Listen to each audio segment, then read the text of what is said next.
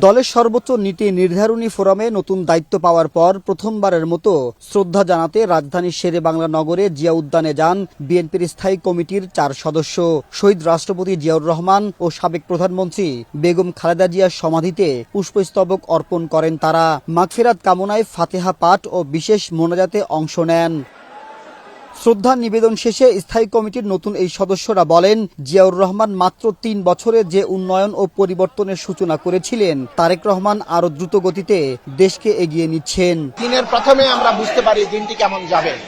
বর্তমান সরকার যেভাবে কাজ শুরু করেছে সেই দ্রুত গতিতে উনি আমাদের যে নির্বাচনী অঙ্গীকারগুলো সেগুলো পালন করা শুরু করেছে। 86 থেকে আমার সাথে ওনার পরিচয়, আমি তখন থেকে খেয়াল করছি উনি তখন কোনো দলেও ছিলেন না, তারপরেও উনি জনগণের জন্য তখন থেকে কাজ করে যাচ্ছে এবং আজও কাজ করে যাচ্ছে। এ সময় রুহুল কবির রিজভী ও আমানুল্লাহ আমান বলেন, বিএনপির দর্শন ও আদর্শকে সামনে রেখে দেশ গড়ার কাজ করবে বর্তমান সরকার।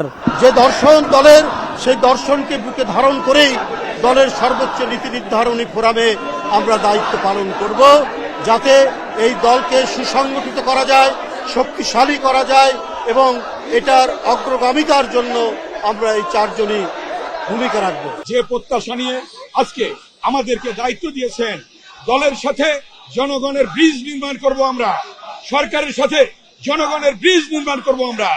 আমরা জনগণকে নিয়ে এই দলকে, এই সরকারকে সহযোগিতার মধ্য দিয়ে, নিষ্ঠার সাথে কর্মকাণ্ড পরিচালনার মধ্য দিয়ে আমরা কাজ করে যাব।